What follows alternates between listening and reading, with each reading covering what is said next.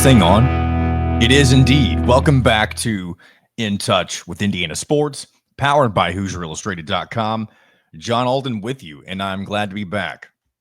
I'm very, it's been a few weeks now since we've had a full week of shows. Of course, we had 2 weeks with holidays. We had Christmas and then New Year's where I would take off. And then, unfortunately, this past Monday, wasn't able to do a show because, and some of you may have seen the announcement on Twitter and or the YouTube channel. If you have notifications toggled, you probably saw it.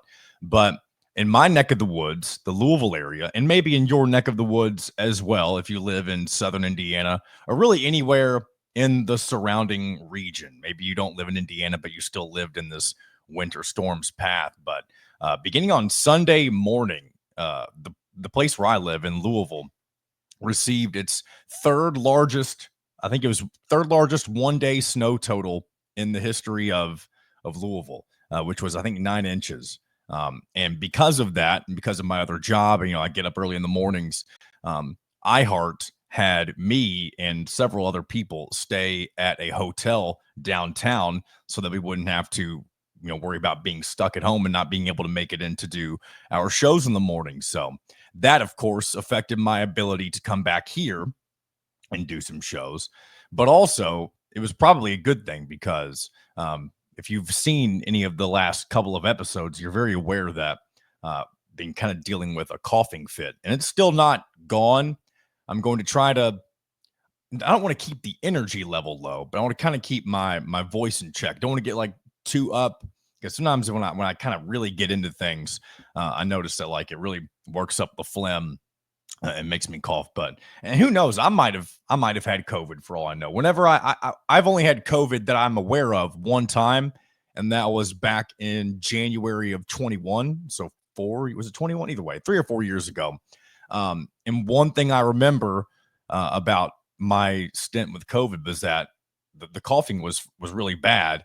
I did have a fever, and I also remember a few other things that I experienced that I've not experienced with this.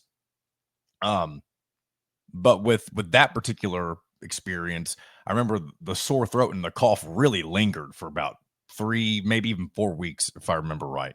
So that's the one thing that makes me think that maybe I have some newer variation of COVID. I never tested. My wife tested for it and came up negative. So I just thought, I don't really worry about it either. Maybe I'm sharing too much information. But either way, I'm here. I'm feeling good enough. I'm enjoying myself, and I tell you what, the snow is pretty to look at. I enjoy the wintertime. I know many people, especially around here, where you're a fringe Midwestern state. In Kentucky, in my opinion, Kentucky is technically the South. Some people will say otherwise. Indiana really is the beginning of being in the Midwest, and the further north you get, of course, the more the more likely it is you experience snow in Indiana. The southern portion of the state, of course, doesn't get nearly as much as the typical Midwestern states do, and therefore many people, not being used to it, don't always enjoy it.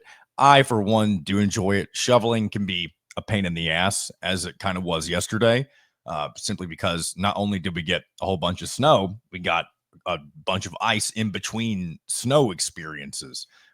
This went on for 2 different days, if I didn't make that clear earlier. So that's why things ended up being kind of a disaster, and relatively speaking. It was handled very well by crews and different officials and stuff like that around here. I feel like everything was handled very well, and they cleaned up the roads very nicely after the first couple of days.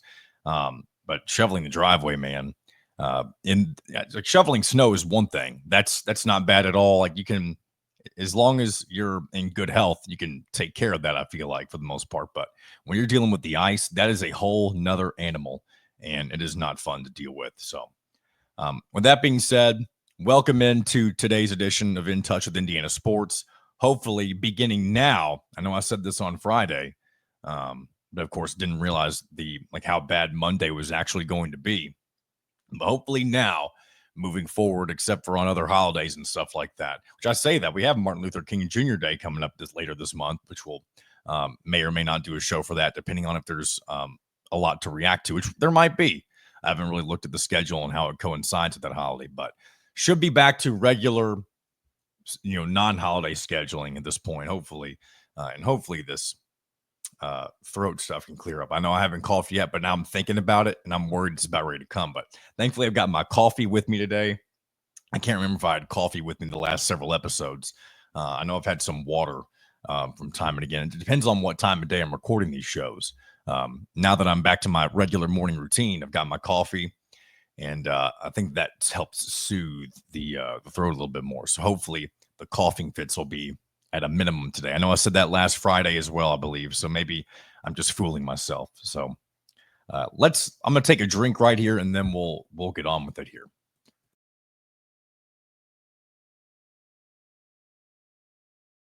Excuse me for the excessive pause. Those watching on YouTube, which is all of you, because we do not have Spotify or anything like that for the show, did notice that I did end up just getting a cough out of the way. It's almost like I felt like I needed to do it just to get it out of my system. But let's dive into a little Indiana basketball, shall we? And while I'm mentioning that, we will talk with Alec Lasley here in a little bit to kind of talk about everything that's happened over the last couple of weeks for Indiana basketball, the trajectory they're on. And we'll get into some of that right now, too, kind of my individual thoughts. What a great start for Indiana basketball in 2025. For those who remember the last few shows, or at least before the new year, one of the big talking points as we were kind of in this holding period for Indiana basketball with the two non-conference games that came after the Nebraska-Minnesota stint. You had Chattanooga and Winthrop. And with those being really less than impressive opponents and less than impressive results, you didn't really feel like you learned a whole lot about Indiana other than what maybe we've known for the last few years. And so I said that Indiana was at a crossroads for this season, and how they started off 2025 could be a really good indicator of where the rest of their season is going to end up. And I still believe that. And looking at their first two results, of course, you beat Rutgers without Dylan Harper, but I mean, Ace Bailey did enough in that game to really make up for the absence of Dylan Harper. Had a record-breaking performance, or not I say record-breaking. I believe he was one of the top two or three individual, I guess, point scorers, performers. I didn't word that the best, but he's one of the best to ever have the amount of points that he had in Assembly Hall for an away opponent.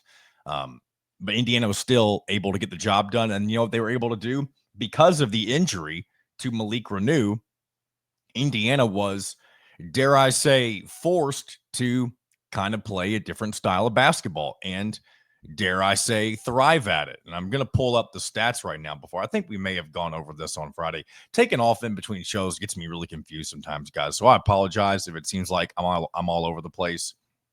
I don't mean to be. But I do want to pull up some things. And again, if I have referenced them before, then apologies. But looking at first of all, the 3-point attempts are going to go up. But and Malik Renew, even when he did play, he attempts a three every now and again. And if he's really feeling it, he'll attempt multiple 3-pointers. But with him being out of the game, it made room for not only Umar Ballo to kind of just really hone in on being the only big man that Indiana was reliant on, not only in that game, but in Penn State as well. And we'll talk about that game too here in a bit. But 12 of 27 from three against Rutgers, 44%. That's kind of, I mean, really right where you want to be, in my opinion, not only when it comes to percentage, but the amount of attempts. You attempted more than Rutgers did. They were 6 of 21. And I think this has also allowed room for guys like Luke Goody to, he stepped into this starting role for Malik Renew. I feel like it's allowed him to gain more confidence. And when you're somebody who is known for their 3-point shooting, I mean, it feels like it's more of a mental thing than anything else when things aren't going your way. And we all know how much Luke Goody struggled at the beginning of the season to really kind of find his footing with this Indiana team. And over the last, I mean, it hasn't even been just the last couple of games. He's been kind of slowly coming into his own. And for him to be able to step into this starting role, and probably for the foreseeable future. I don't think they've given an exact timeline for Malik Renew on when he will return for this Indiana team. and that also we'll get into that here in a second too, and we'll also discuss it with Alec, but it creates a very puzzling scenario for Indiana. And I guess I'm going ahead and diving into it now. Real quick on Luke Goody, great to see what he's been able to do, and I hope he continues to take advantage of this opportunity as he continues to. I believe will be in the starting lineup moving forward as Indiana plays more of a small ball type of style. But with Malik Renew being injured, and again for an indefinite amount of time, it sounds like if he eventually returns to this team, and again, a lot of it probably depends on the extent of the injury, right? But if it's an injury where he's able to be at full strength, will Mike Woodson go into or go back to what he started off this year doing and really what he's been known to do forever, and that's play two big guys down low. And we've seen them have moderate success with that in the past, but I mean, a lot of it's probably going to depend on how sustainable the success they are currently experiencing right now is. Because if they rattle off, let's look ahead. Let's just say they win, they beat USC tonight, and then they win their next two games, which I believe you've got Iowa on the road, and then Illinois at home. Which at that point you'd be rolling, because if you cap that off with a win against Illinois, who is one of the hottest teams in the Big Ten right now, I think you can confidently say that Indiana is on track to not only get back to the NCAA tournament, but potentially be competing for a Big Ten title. And I know that sounds like I'm getting ahead of myself, because we're not too far removed from saying, well, maybe this team will miss the NCAA tournament and moves on from Mike Woodson. So be very interesting to see what ends up happening. Of course, we wish Malik Renew all the best. So don't want him to be injured. That's the last thing that you want for any player, no matter which team they're on. And you want, whenever he comes back, you want him to be in the best position possible for him to succeed. And if this goes long enough, I feel like, and again, this is just my own intuition, which isn't always based on what ends up being reality, of course. But I think if you go 2 to 3 weeks, which isn't a long time in a college basketball season, without Malik Renew in your lineup in any way, shape, or form, and Indiana is having success, I think you would see Mike Woodson kind of slowly bring Malik back into the rotation. I think he'd come off the bench, and more than likely, I would say, to relieve Umar Ballo. And there would be times where you see him use the two big lineup, I'm sure. If maybe it's not part of the starting rotation anymore. But and here's the other problem with it too. If Mike Woodson does go back to his typical way of his lineups, if he goes back to it and you don't have the same level of success that you're having right now and might continue to have, then the critics of Woodson, honestly, everybody should become a critic at that point if you haven't, because the proof would be in the pudding right there on, like, why would somebody, and I hate even going down this path right now because we're just kind of hypothesizing, and I don't want to sound like I'm being too harsh. Maybe it doesn't really matter. But if he were to do that, then there's no reason to not be angry about where things are going, because then he would have no other answer, right? It would just be him being stubborn if he decided to do that. And if he ends up paying the ultimate price, and I'm not talking death, of course, I'm talking about, Indiana misses the tournament and then loses, and then Woodson loses his job, that would be fully on him at that point. He would be proving to everybody that he is just not fit to be able to make the right decision for his team and lineups and stuff like that. And I feel weird even saying that, because I'm not a head coach. I'll never be a head coach. But I do feel like most people who are behind this microphone talking about this sort of thing at least have a good idea of what they are seeing on the floor, whether it be somebody like me who never played collegiately or anything like that, or even in high school, for being honest. but as compared that with somebody like me to somebody who has, played at the highest level of college basketball or even the NBA, I think your eyes, all of us have eyes, right? You see what you see on the court, and if things aren't working, then they aren't working, no matter how hard you try to do something. It's like saying the definition of insanity is doing the same exact thing over and over and over again, expecting different results. That's stubbornness as well. So that'll be something interesting to keep an eye on. Again, wishing Malik Renew all the best, but I'm also wishing for Indiana to continue to have the level of success that they've experienced over these first two games in the 2025 portion of the calendar. I should say portion of the schedule. But yeah, so Indiana taking on USC tonight. The Trojans, formerly of the Pac-12, the first time you will face a member of the Pac-12 this season. And while I'm looking at it, I'm just curious. While I'm looking at the schedule, Indiana's, whenever they'll face each of those opponents, they won't face another former Pac-12 team until February 14th, over a month from now, when they take on UCLA, also at home.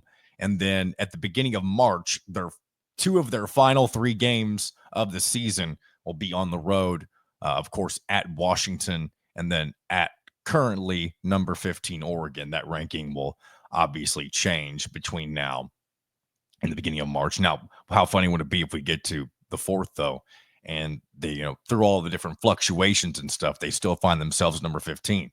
Then that would just be what a fun coincidence, right?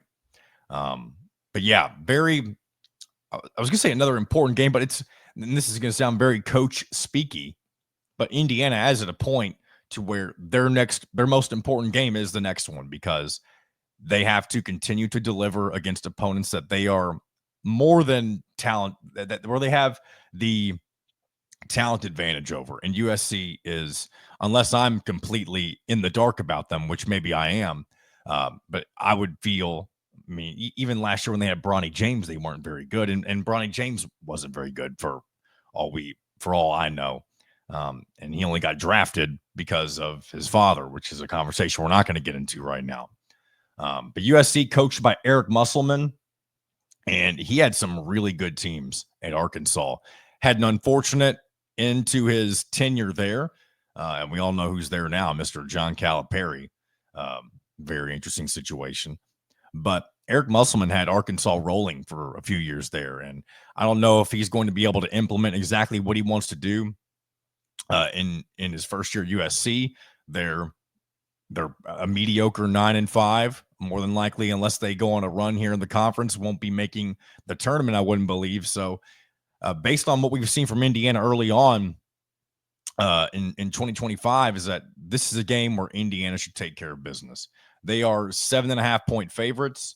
I have not bet on this game yet. I don't know that I actually know they're currently 6.5-point favorites, according to ESPN Bet, which I'm looking at right now.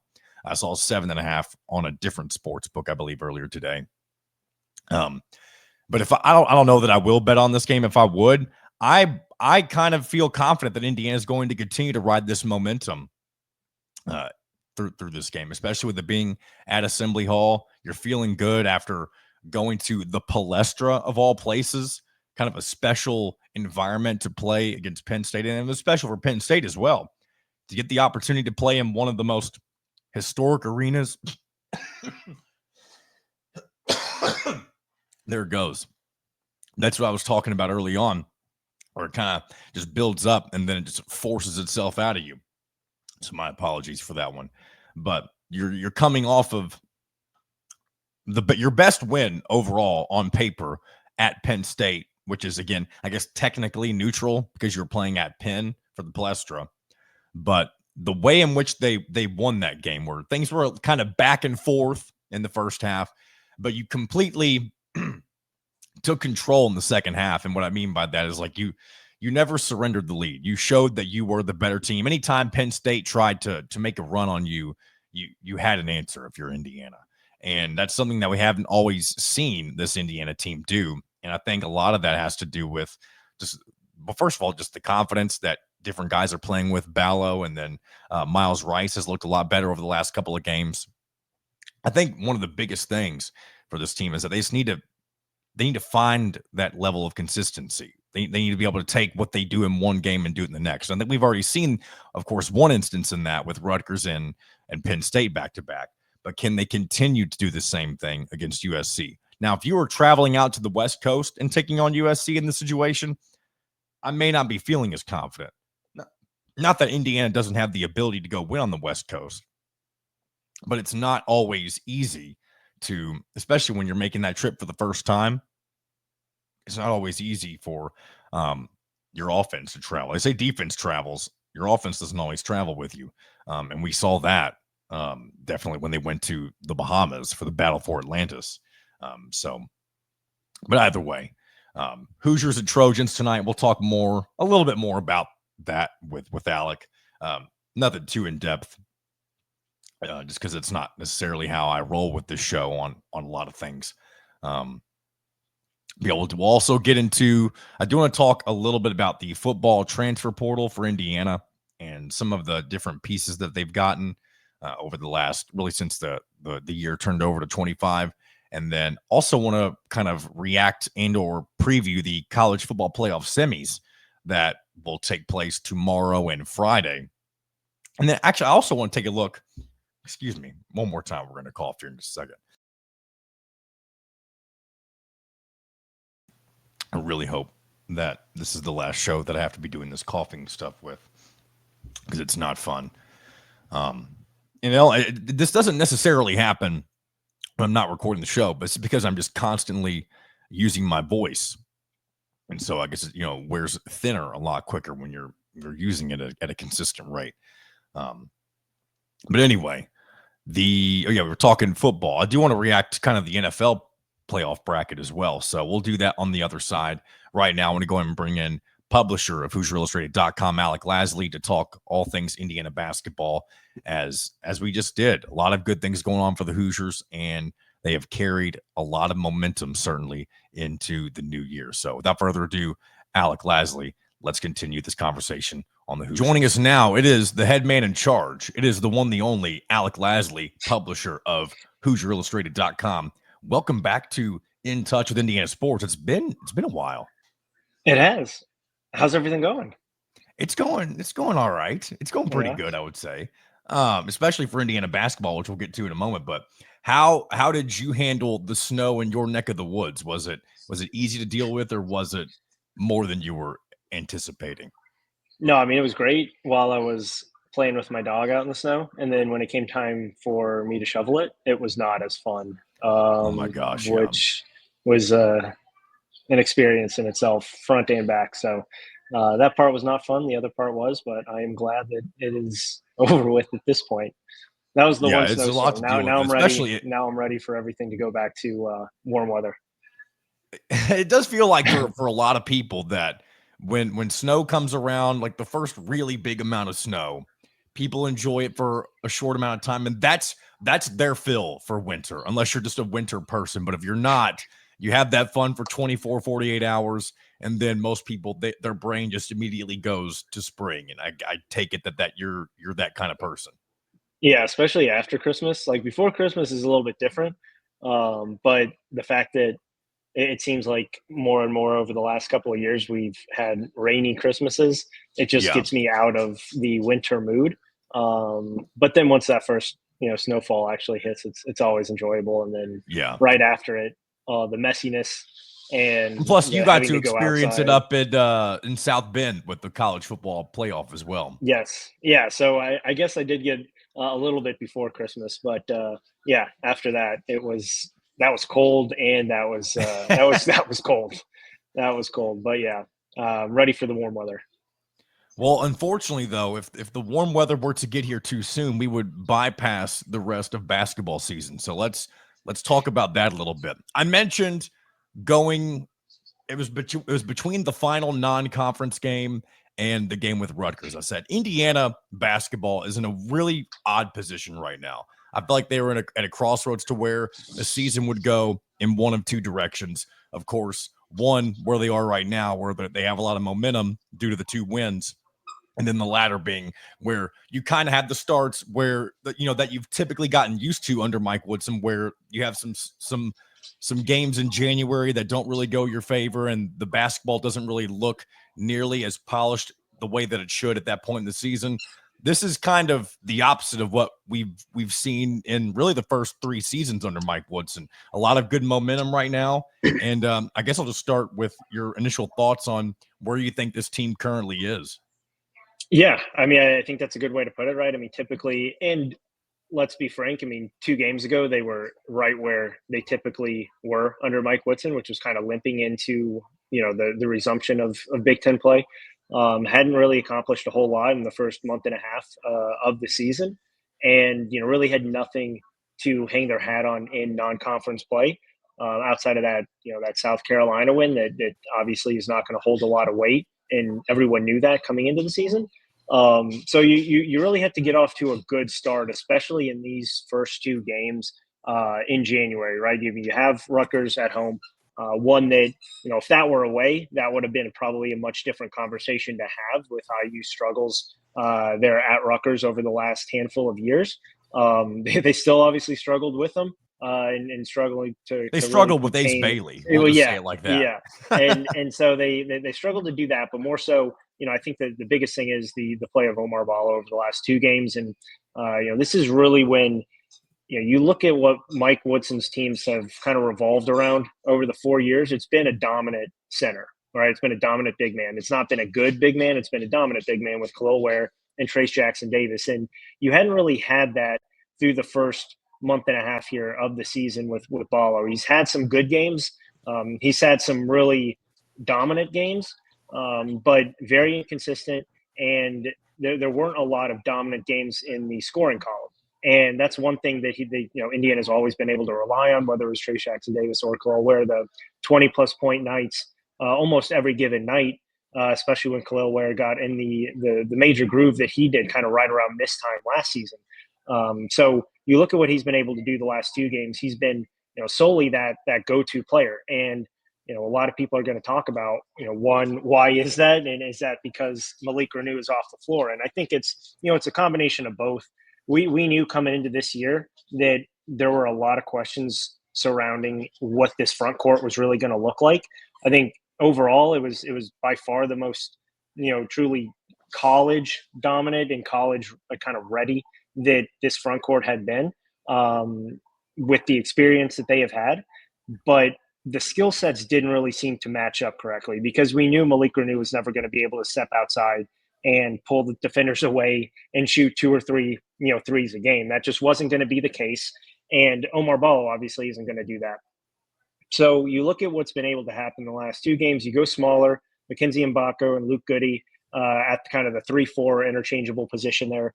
And Omar Ballo's had not only tons of room, but he's been able to go almost one-on-one every single possession, because you look at the last 2 games, right? Indiana shot the ball a lot better.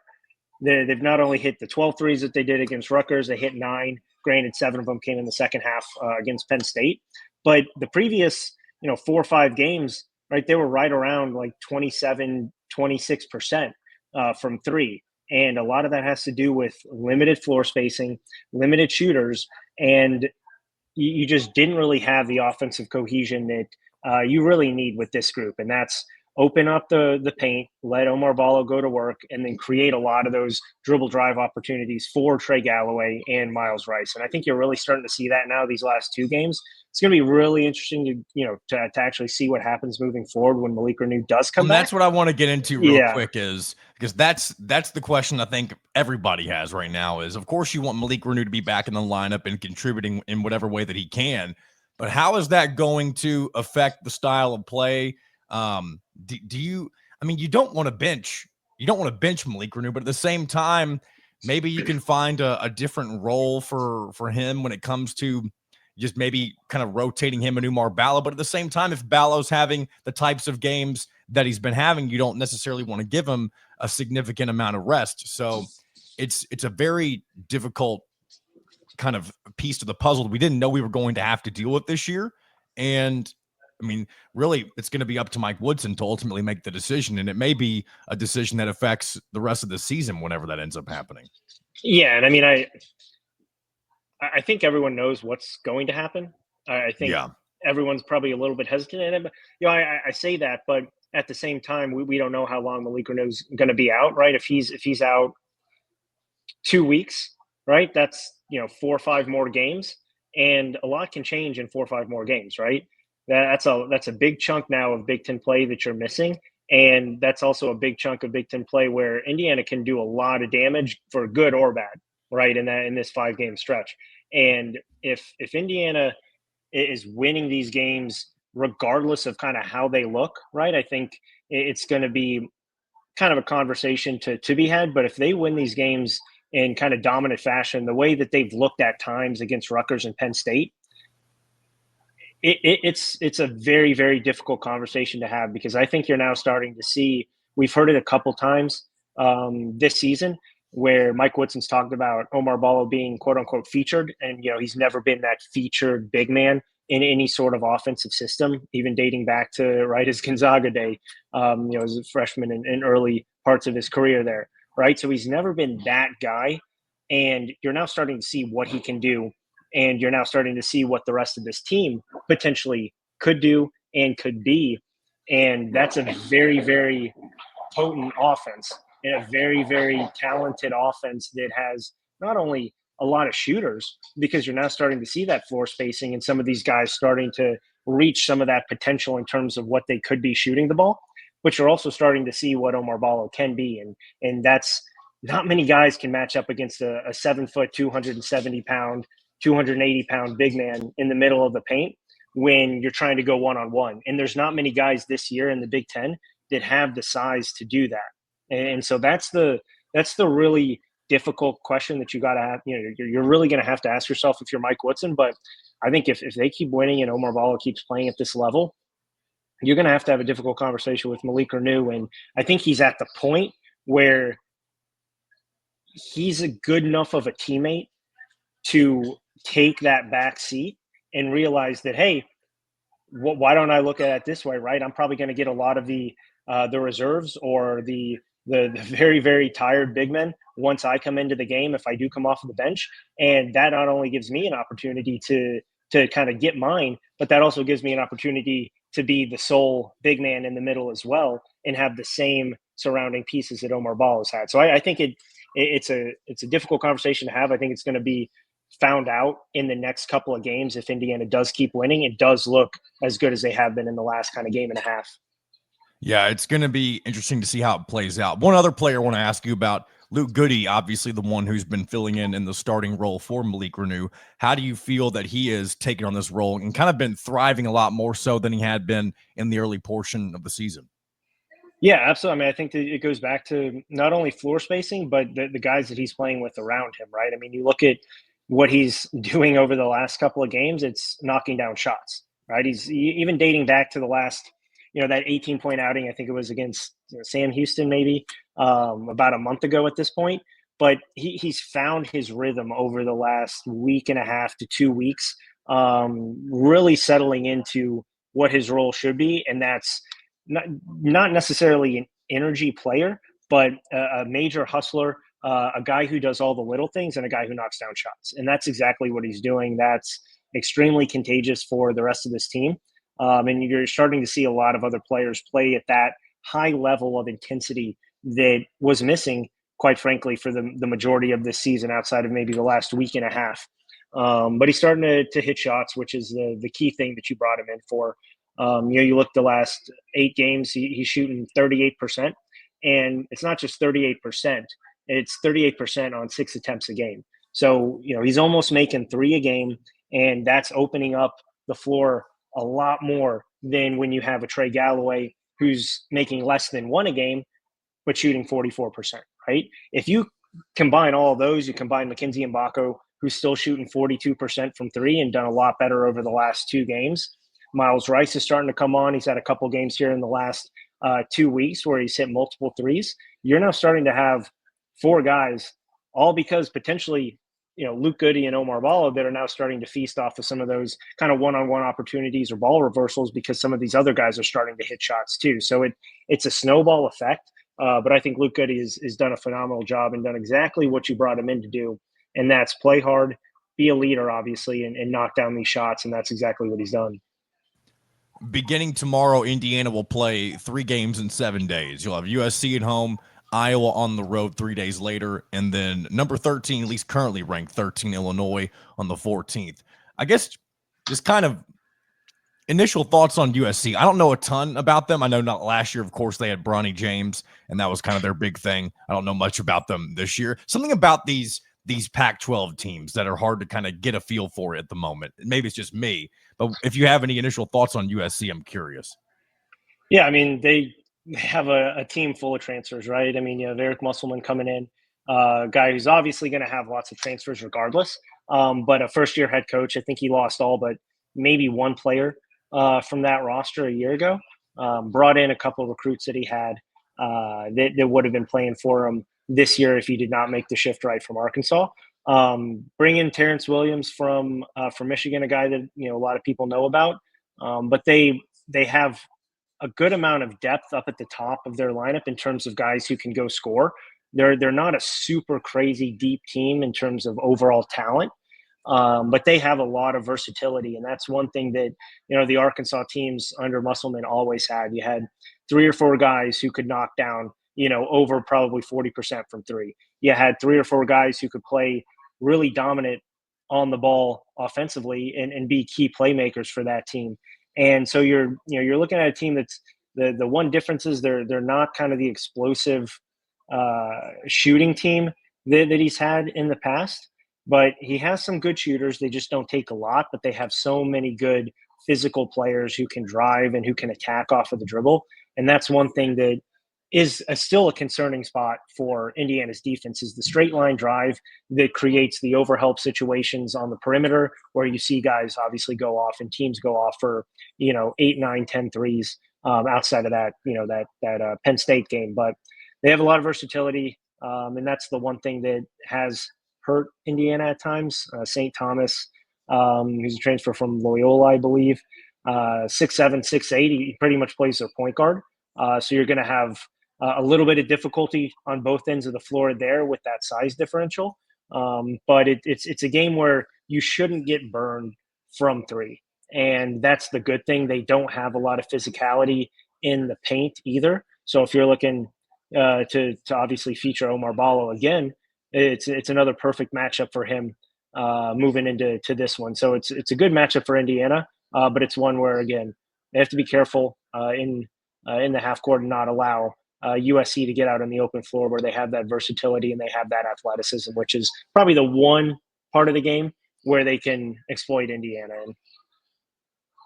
And looking at this 3-game stretch in general, of course, when you look at the third game with Illinois at home, that's really your next opportunity to get a marquee victory. Now, right now, the strongest win they have is what they just did on the road at Penn State, even though it was played at the Palestra. But Illinois, one of the hottest teams, not only in the Big Ten, but in college basketball in general, high octane offense, something that really in the Big Ten over the last few years, none of the teams are really used to seeing. And so that's definitely going to be a real test as to whether not only Indiana can they shoot with them, but can they hunker down on defense and kind of slow down a really high-powered offense. When we've seen them play against good offenses before, like Louisville down in the battle for Atlantis, we've seen them get burned before. So that's going to be a really interesting test about a week from now.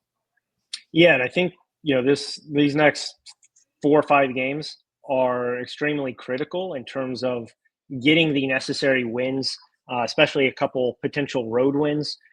Even going over to obviously Iowa coming up after USC, but then you go to Ohio State, Northwestern. Getting a couple key road wins because after that, the gauntlet of the Big Ten here for Indiana is here. I mean, you have Maryland at home, then you go at Purdue, at Wisconsin, Michigan at home, at Michigan State, at home against UCLA, at home against Purdue. And those are a lot of games that can easily go opposite of Indiana. And those are obviously a lot of really good opportunities that Indiana has, but you don't want to go into February needing to get 75% of those games because, quite honestly, that's probably not going to happen. And you need to at least rack up as many wins here in the next 5, 6 games as you can to put yourself in a good position where if you drop 2 or 3 of those, one, they're not going to be bad losses, but two, you can sustain those losses. And that's what Indiana obviously wasn't able to do last year. That's what Indiana struggled to do in the past. Once you get into the beginning of January, they're just not able to sustain and go on a 3, 4, 5 game winning streak and then allow themselves a little bit of wiggle room to drop a few games because the Big Ten is still a very good conference. You're not going to have many bad losses unless you're blown out.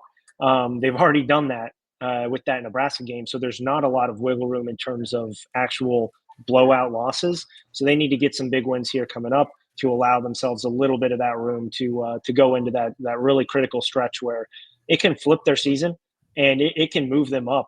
2 or 3 of those wins can move them up 2 different lines in the NCAA tournament because those are all going to be very, very quality opponents, especially if they grab a road win. But they absolutely need to have a phenomenal next couple of weeks to set themselves up for what is going to be the make or break kind of stretch of the season for them. It'll be interesting to see if they're able to live up to the challenge, so to speak. I do want to ask you one Indiana football question before I let you go. Thoughts on what they've been able to do in the transfer portal, also with having some key guys like D'Angelo Pons stay or announce that they're going to return.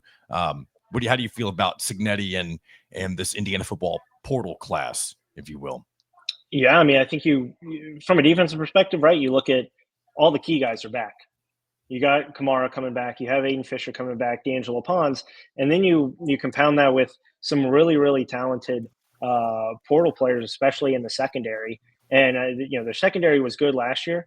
It's now probably going to be the strength of their team with not only how many veterans they have back there, but how many just overall quality players that they do have. And they're extremely deep in the secondary with guys who have started now double-digit games, almost from top to bottom and still need to do a lot to replace guys like James Carpenter, CJ West there in the pass rush. But you have a good core in that front seven that you can really build around. Offensively, I think they have now the potential to have even a better offense than they did last year. And which is even saying that sounds blasphemous exactly based on all of the records that they broke this past season, but that is crazy to think about. And you have obviously Elijah Surratt coming back, Omar Cooper. You have EJ Williams, who obviously decided to stay and withdraw from the portal, a guy who has obviously played a lot of games, has a lot of talent, just never been able to stay healthy.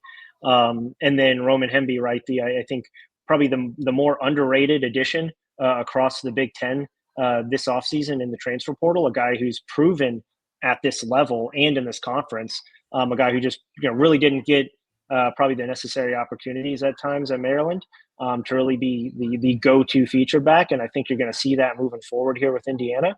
And then obviously Fernando Mendoza, a guy who I think you can probably put up there as potentially ahead of where Curtis Rourke was when Curtis Rourke committed to Indiana, which is, again, a very scary thought for opposing teams when you look at what they could potentially, partner up with the rest of that offense. But I think they've done a phenomenal job. I think anyone who, has anything concerning about this staff and what they would do after year number one, I think they nipped everything in the bud. And if anything, they now have expectations to make it back to the college football playoff with how many guys that are returning, but more importantly, the key additions that they brought in and really kind of hitting almost every single spot and checking off every single box up to this point that they could have even asked for.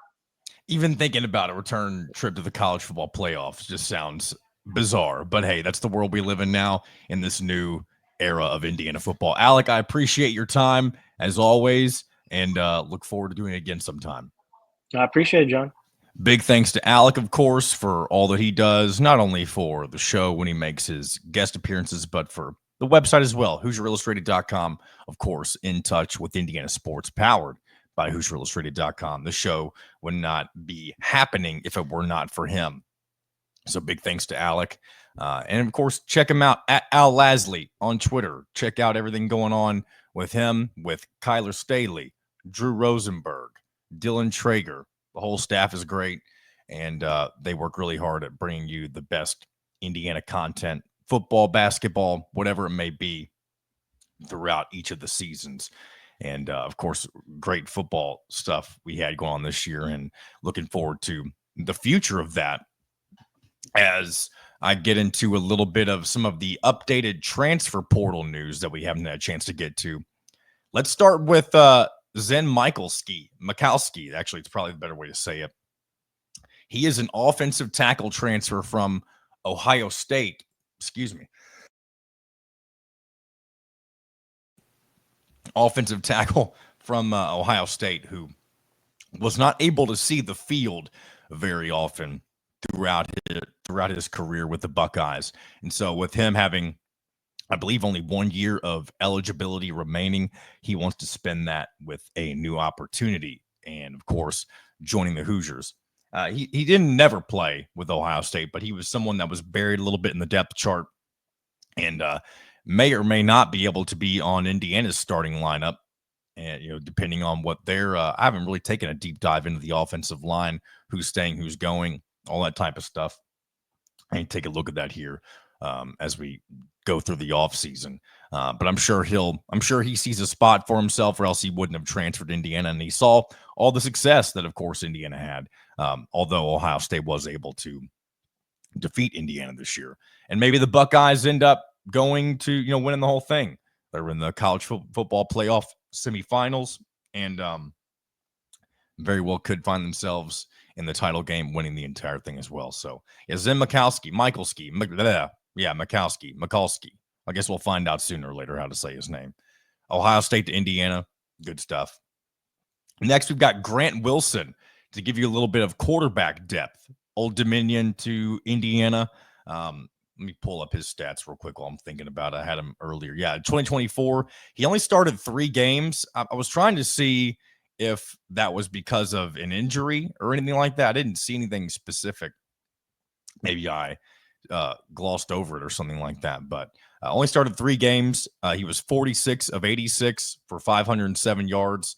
Had 4 touchdowns against 3 interceptions for the Monarchs. Also, of course, that'll be Indiana's first opponent beginning in the fall of this year. Almost said next year, but it is this year now, right? We are in 2025. But Grant Wilson gives you a little bit of depth at quarterback. Now that you've lost Curtis Rourke, of course, and you've lost your backup with Taven, who may have potentially been the starter if he stayed. I kind of doubt that because you brought in Fernando Mendoza. Almost said Menendez. Fernando Mendoza, of course, he is primed to be your starter. I would think Grant Wilson would be your next in line based on his experience, but maybe I'm wrong. Maybe it's Alberto Mendoza, of course, the brother of Indiana's new quarterback. And then Tyler Cherry, the other former freshman, now is going to be a sophomore, who didn't get to see many snaps last year, understandably so, but he was highly touted out of high school. And here's what I think is going to happen with quarterbacks. I don't think I've had a chance to say this on this show, but if you're a freshman quarterback, unless you are the elite of the elite and you are kind of primed to just start from the get-go, unless you're one of those guys, I don't see many big-name quarterbacks committing to, Power 4 programs any longer. Like Dylan Raiola, of course, that's what I'm talking about. Guys who can step in immediately and maybe not be the best quarterback in the country or in the conference or whatever, but you can immediately help your team compete and get to where they want to go. There's not many quarterbacks out there like that. And if you're a guy who is, maybe the 10th to 15th best quarterback, or even past like one of the top 5 best quarterbacks, if you're committing somewhere that already has a surefire starter, I mean, and especially at the Power 4 level, it's going to be nearly impossible to do enough to show your head coach that you're meant to be the next guy up, whenever it's so easy to just go into the portal and find proven talent. That's why you're going to see more and more of those guys, instead of guys like Tyler Cherry committing to Indiana or a different Power 4 school. You'll see them going the route of wanting to prove themselves immediately at a G5 school. That's why, like, a Tyler Cherry could have probably committed to a lower level G5 program and been the starter immediately last season and had a chance to make a name for himself and then eventually commit to a place like Indiana or again, name your Power 4 program. That's what you're going to see. That's what you're going to start seeing this slowly transition into because the guys like the Alberto Mendozas and the Tyler Cherries, those guys, because it's so much easier to just shop around for a portal quarterback, they're going to be doing the same thing. They're going to realize, okay, I'm buried in the depth chart here, and they'll move on to a place where that has to be more risky with, kind of taking it, Signetti likes to do production over potential with the schools that don't have the ability to do that as much. They're going to have to go the opposite route, potential over production. And that's more of a risk, of course, but it gives guys that otherwise wouldn't have an opportunity. It gives them that chance to make a name for themselves. So very interesting. It's unfortunate. That's also why he got Taven. I mean, yeah, Taven's had opportunities, but he's not, other than his one season with Tom Allen, where he was kind of the starter, kind of not, like part-time starter, I guess, if you will. He doesn't have a lot to really show, I guess, in Signetti's eyes that he can 100% prove it and get them where he wants to take them. Because Signetti, this college football playoff appearance, I'm sure he understands that maybe that's hard to do every single season, but the standard is going to be, let's figure out how we can get back to that college football playoff. Maybe I do think there's a little bit of doubt in every Indiana football fan. Like, even though that this was a real season and it was legit, everything that was done on the field, I think there always is that little wrinkle of like, okay, did we just catch lightning in a bottle? Or like, are we going to experience a drop off? Maybe not in the exact same vein as what we saw with Tom Allen in his second year after the COVID season, but just a drop off to where you're not competing for that CFP spot. Maybe you go from 11 wins to 8 wins or something like that. I'm not predicting that right now, of course, but I mean, you did hear my early predictions when I looked at the schedule. I thought 9-3 was on the table, but that shouldn't be seen as a failure, in my opinion. Again, depending on who those losses may be too, I don't know. But again, a 9-win season, to even think about that being a failure in Indiana based on, like, that would have been seen as the pinnacle before last season. We never, again, I don't need to get into all of that. We've talked about that a million times. So yeah, that'll be interesting to see. Let's keep going through some of these transfer portal guys. Khalil Benson, this is another interesting thing we've been seeing. Guys who transferred out at the end of Tom Allen's tenure coming back. Khalil Benson, the offensive lineman, is one of them. He went to Colorado last year, played for Coach Prime. I believe he played decent amount there. And now he's heading back to Indiana. Saw how good they did this season. And he thought, I mean, you got two big personalities with Signetti and Coach Prime. To see him go from Coach Prime to somebody like Signetti, I don't know what that necessarily says about what he thought Colorado, their issue was, because they ended up having a really good season. But really nice to see him want to come back and, of course, play for Kurt Signetti. And then Tyler Morris. I thought this name had sounded familiar, but I wasn't sure initially. Transfer from Michigan to Indiana. This is also another guy who was formerly on Indiana's roster for 3 seasons. Last year with Michigan, he hauled in 23 catches for 248 receiving yards and 2 touchdowns over the course of his career. So this would be with the limited time he saw with Indiana. He had 16 catches, and it looks like just over 200 receiving yards and 1 touchdown before he left to play for the Wolverines. But yeah, somebody else who's coming back to Indiana. And again, now that's different. You're leaving a big name program like Michigan to come play for a school that you initially left for dead before that. And I think a lot of that just has to do with Michigan kind of having issues with offense this past season. And I know that they brought in one of the best freshmen in the country, I believe, next year with some big NIL money. Got him to flip from LSU to of course, Michigan. I don't remember the guy's name off the top of my head, but that was a big story a couple of months ago just because of the NIL stuff that was involved there. And I remember Brian Kelly getting clowned. And we love seeing Brian Kelly get clowned down at LSU. Also, I'm real quick while I'm thinking about it, very glad that Indiana didn't lose to a Brian Kelly-led Notre Dame team. just because Notre Dame is the clown that he is. Anyway, that's besides the point. So yeah, Tyler Morris should be another good wide receiver addition to Indiana's haul. And on top of what you already have returning, Elijah Surratt. Why am I blanking on the other guys' names? Omar Cooper, I believe, is returning. Anyway, yeah. I was going to say Miles Cross, but no, he graduated. He's somebody who is out of eligibility. But Indiana should be good to go from the receiver room once again. EJ Williams, he's another one I'm forgetting. EJ Williams, somebody who jumped in the transfer portal initially midseason and pulled his name out of that.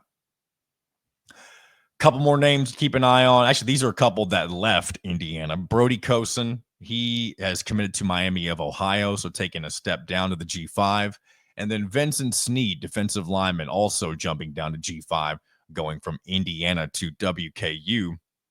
And then another transfer portal into Indiana, or a transfer portal get for Indiana, however you should say that.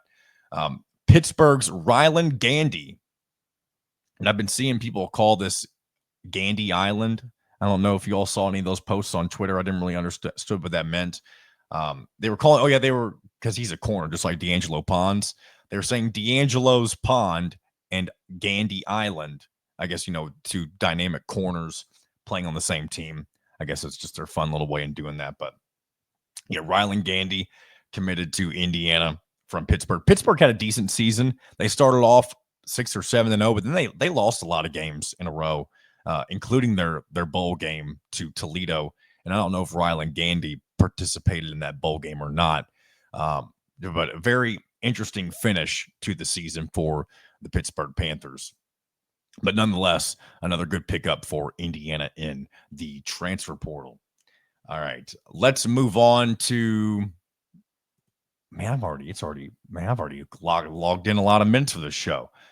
Sometimes I really just get off on. They're not tangents, but I'll just talk about one thing for a long period of time, longer than I necessarily or that I seem to tend to want to talk about it. But I'll go and give my quick thoughts on the college football playoff semifinals, and then at the very end, maybe we'll save the since we are running out of time, we'll save the NFL playoff stuff for Friday, since we'll still have it's evergreen, I guess, for now. Evergreen would mean it's good forever, of course, but it's good until the next show. So we'll talk about the NFL playoffs on Friday in some way, shape, or form. But real quick, since we will have a result in the college football playoff semifinals before Friday, we'll at least know one team that advances. We'll talk about that. And the first game will be Penn State and Notre Dame on January 9th, tomorrow. And of course, if you're Indiana, if you want to continue to make your case for how good this team was, you want Notre Dame and Ohio State to be playing for the national championship game. And there's an easy reason why. So you could say that you lost. Your only two losses were to the two teams that are going to compete for a national championship. And there's really not much of an argument if you're, against that, if you're not an Indiana fan, or if you're somebody who was kind of talking about how Indiana didn't belong in the playoff, that sort of thing. If they're the ones who are playing for the whole thing, that really kills a lot of it, right? But it's going to be a tough test for the Fighting Irish. And when it comes down to it, other than for what I just mentioned, I wouldn't mind seeing Penn State win either. It's because it's been so long since they've really been at the pinnacle of football. And it's nice to see Tom Allen jump back, get back on his feet and do well with the Nittany Lions, get them all the way to the CFP semifinals and potentially beyond that. It's going to be a very competitive game. Notre Dame favored by 1.5. That seems right on the money. If you would have told me it was Penn State 1.5, I would have said that would have made sense. It's really just kind of a coin flip type of game. I don't know who I'm going to end up betting on at this point, but maybe I'll end up going for Notre Dame. I'm not too sure. But really, I think what this comes down to is two quarterbacks. And I think at this point in the season, or in the postseason, quarterback play is everything. Drew Aller for Penn State, who I've called Drew Allar. I don't know why I've elongated the back portion of his last name so often. At least I've done it on different shows. I did it on the Eyes on Big podcast. I guess it's just me being me. But, Riley Leonard has been fantastic for Notre Dame when he's needed to be. Aller's been one of the better game managers in this college football playoff. And I think he may be the more consistent quarterback in general between the two, but he doesn't always make the big play, right? And Notre Dame with Riley Leonard, that's not always the case with them either. They both have really good running games with Jeremiah Love, and then Penn State has a tandem of running backs, Nick Singleton, and then somebody whose name I'm forgetting. But they got a duo um, of running backs that do really well for them. Probably just comes down to who can bow up and do better defense tomorrow night, I would assume. But if I were flipping a coin right now, my heart says Notre Dame because I really want to just say, hey, look, Indiana lost to the two national champions. But we'll see what happens there. And then on Friday, we'll have Texas and Ohio State, which Ohio State heavy. I mean, it seems like they're heavy favorites when people talk about them. I mean, they're 5.5-point favorites, which makes sense as well. But that's, again, less close of a game than the other two teams playing against each other. And of course, Ohio State, the lowest ranked team left here, and the team that really a lot of people had left thought was kind of a fraud based on what happened against Michigan before the postseason. And they've come out, as I've said before, guns a-blazing against their first two opponents, both Tennessee and Oregon. One of them getting revenge on a team that was previously unbeaten, had a little bit of controversy in the first game that sort of helped Oregon get the win in Autzen Stadium. And now you're playing Texas, who's coming off a game that they nearly lost to Arizona State in double overtime. And part of me wants to say this will be closer than I imagine it being. But right now, I still don't see the momentum slowing down for Ohio State. I don't really see Ohio State losing this game. That's not really necessarily a knock on Texas.